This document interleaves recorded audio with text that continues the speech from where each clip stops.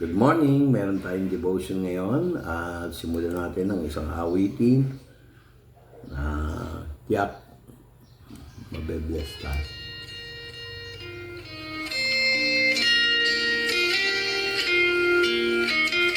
Let the presence of God be felt in this place.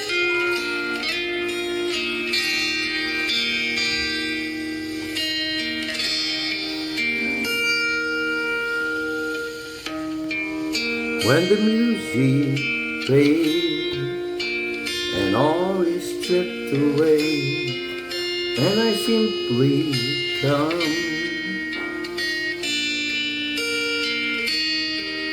longing just to bring something that of worth that will bless your heart.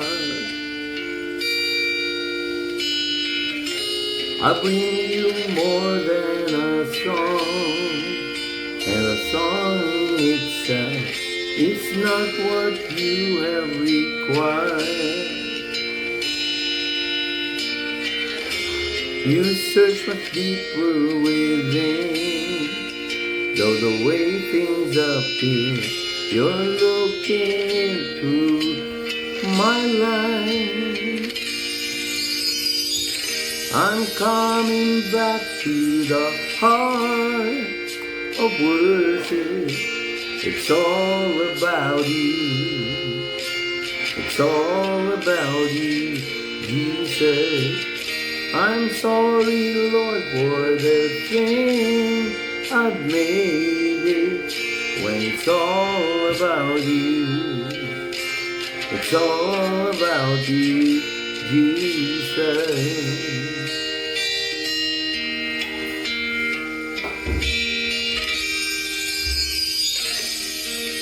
King of endless words, no one could express how much you deserve.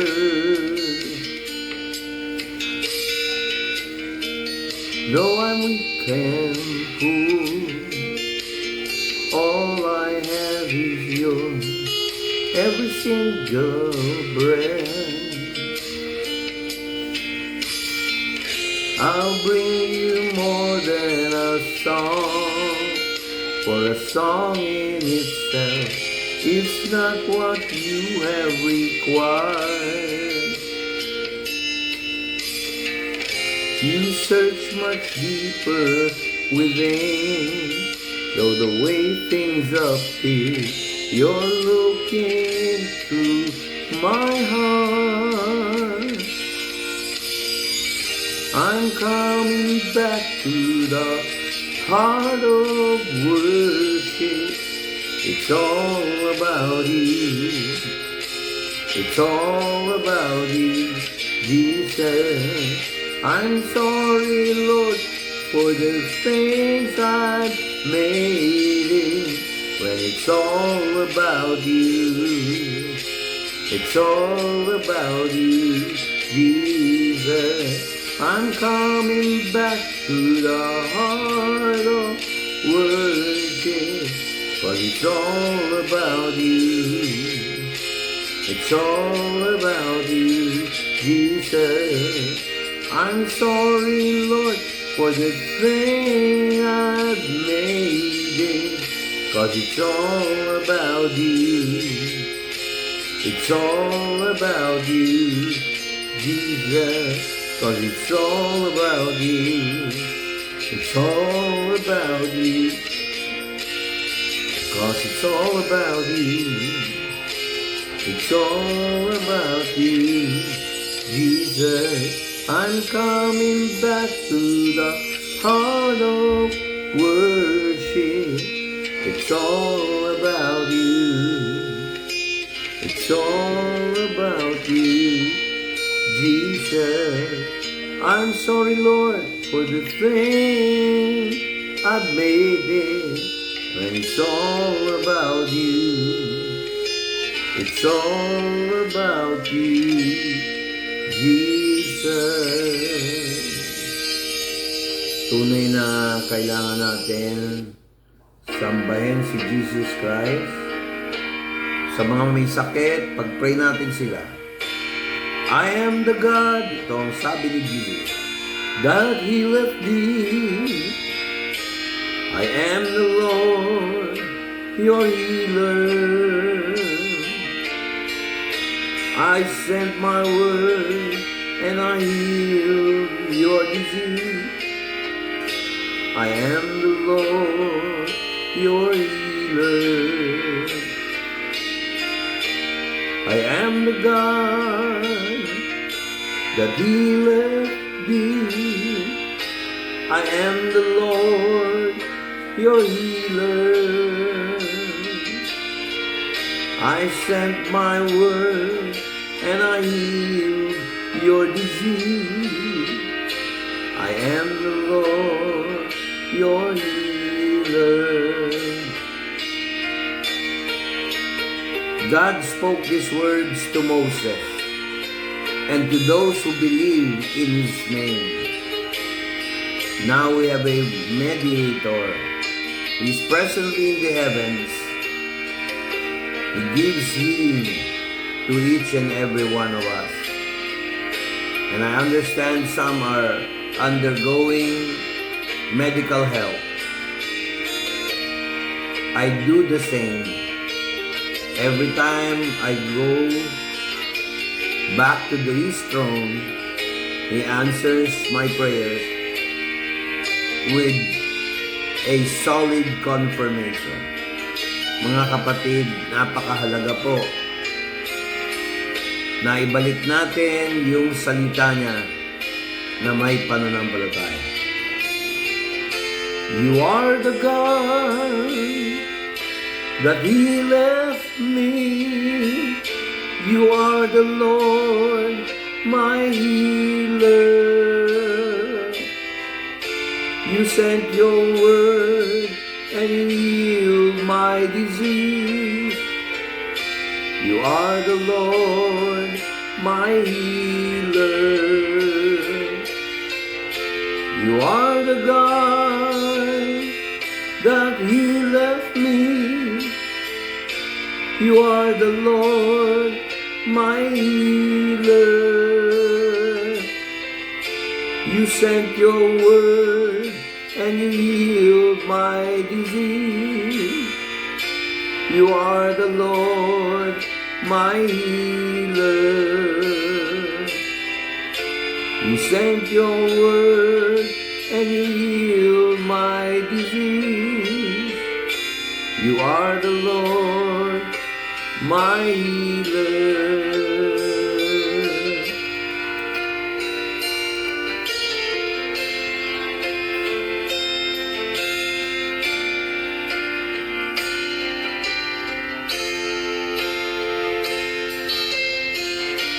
Lord, this is the time, every time we come near you, you answer our prayers. And God will make a way where there seems to be no way. He works in ways we cannot see. He will make a way for me. He will be my guide. Hold me closely to His side. With love and strength for each new day, He will make a way. He will make a way. With love and strength for each new day, He will make a way. He will make a way. Kaya yun lang tayo mga namong problema. Yung iba sa inyo natutokso gumawa ng masama dahil nangailangan. Ito na yung panahon na kailangan natin manalangin at pagbulay-bulayan ng salita ng Diyos.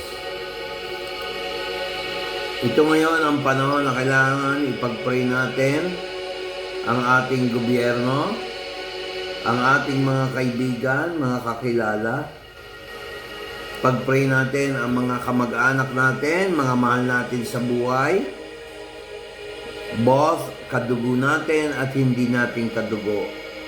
Pag-pray natin yung mga taong hindi naniniwala sa salita ng Diyos. Mas pinaniniwalaan pa sa salita ng tao kaysa sa salita ng Diyos. Nakakalungkot po.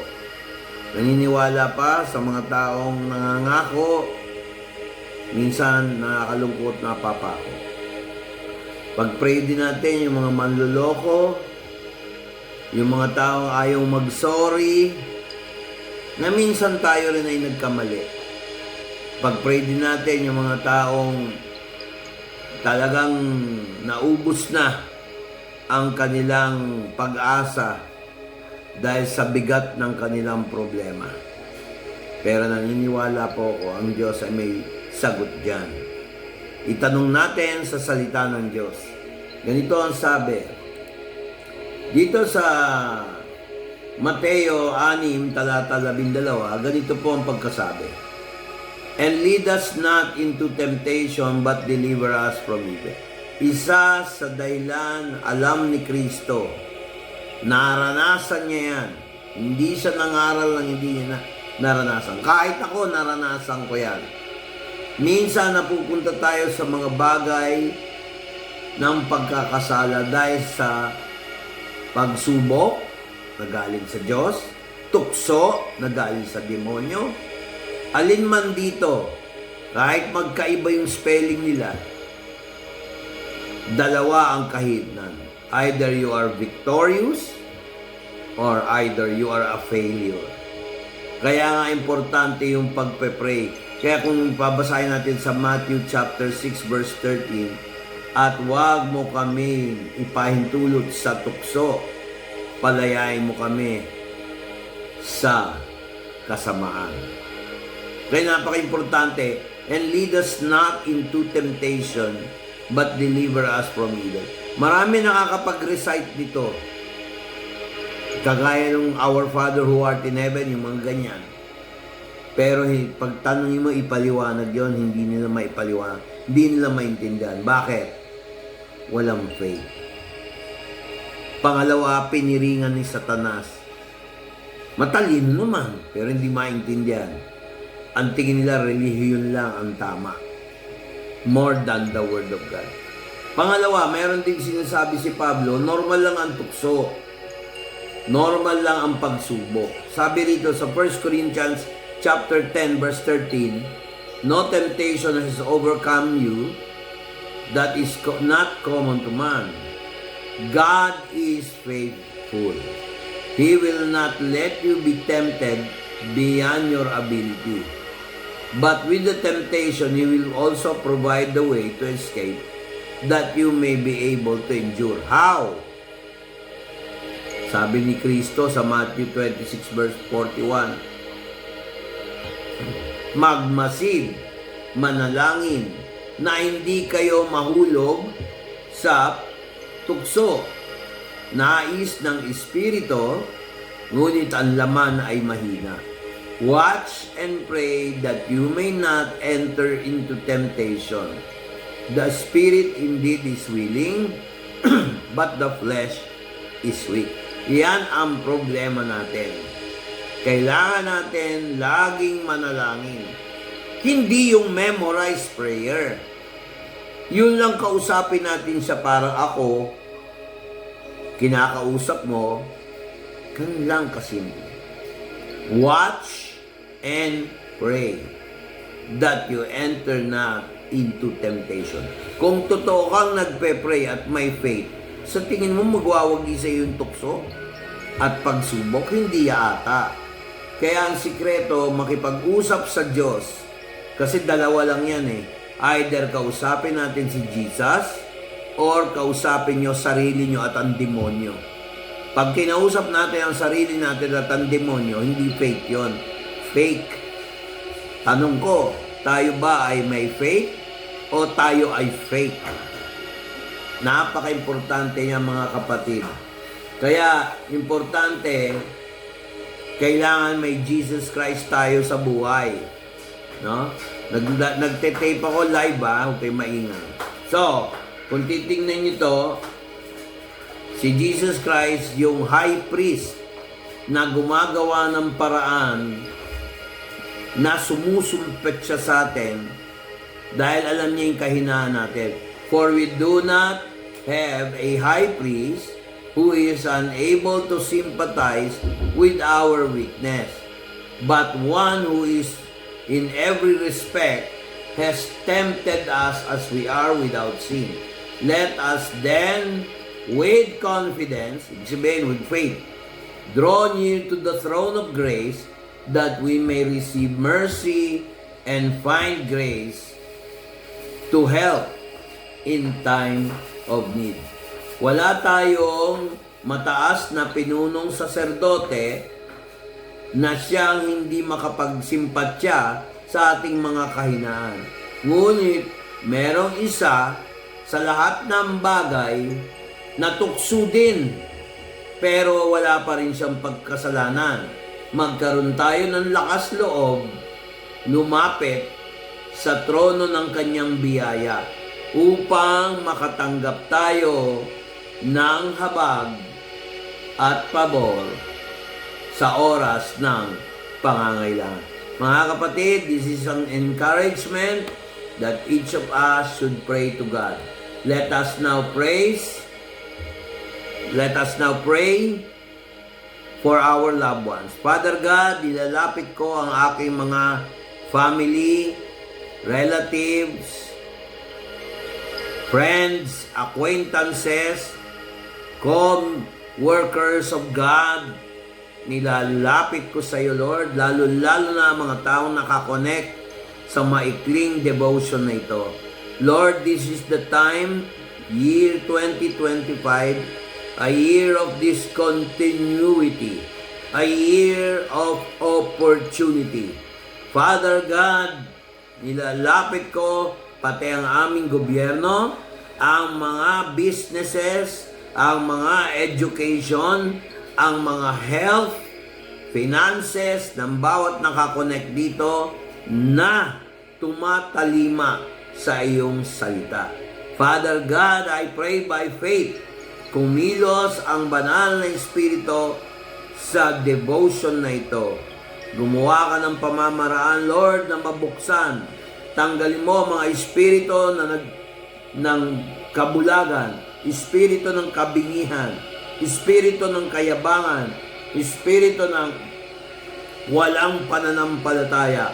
Wasakin mo to sa pamamagitan ng Espiritu ni Kristo, Espiritu ng Diyos, ang Holy Spirit. Send east wind, north wind, east wind, west wind, south wind, kung ano applicable dito.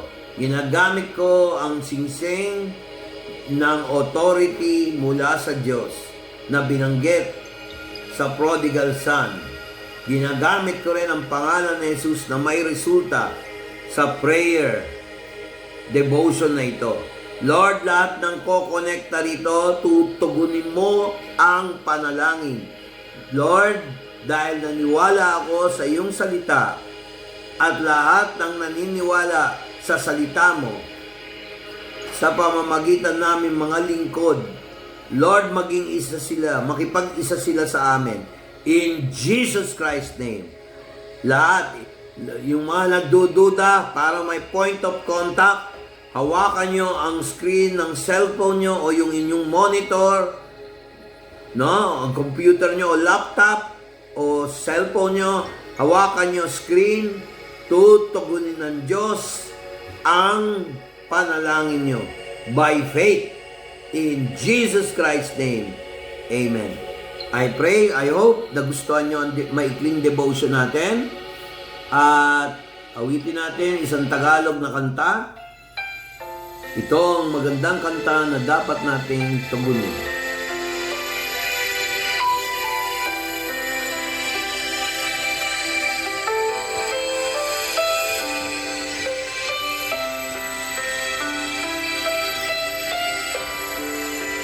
Alam kong may magagawa ang Diyos. Purihin si Jesus. Alam kong may magagawa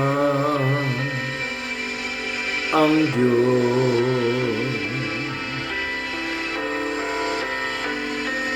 Alam kong may magagawa ang Diyos.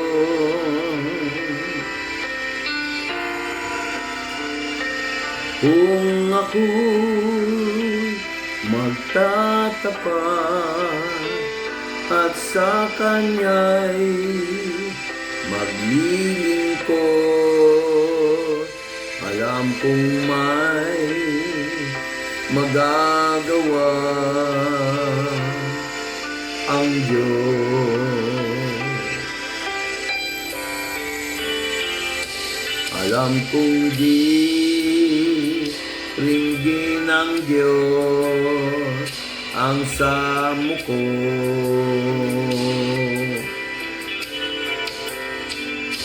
Alam kong di ringgin ng Diyos ang samo ko.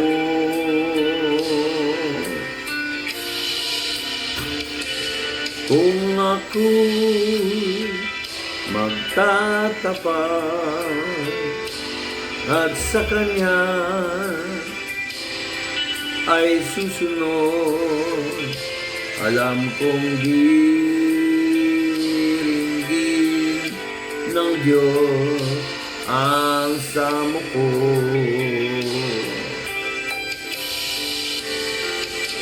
Alam kong may magagawa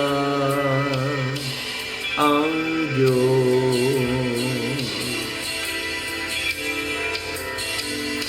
Alam kong may magagawa ang Diyos.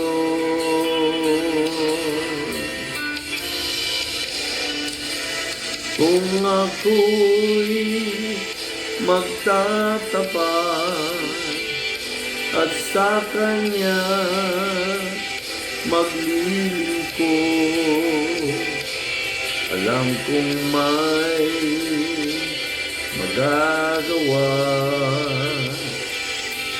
ang Diyos.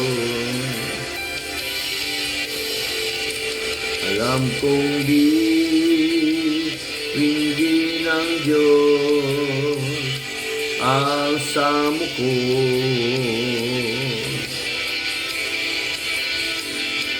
Alam kong di ringgin ng Diyos ang samo ko.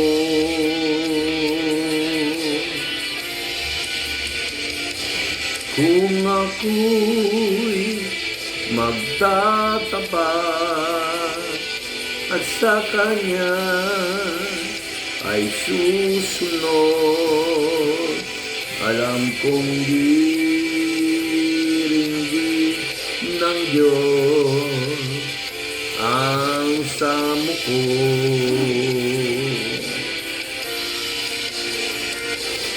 Kung ako'y magtatapat at sa Kanya ay susunod, alam kong diringgin ng Diyos ang samo ko.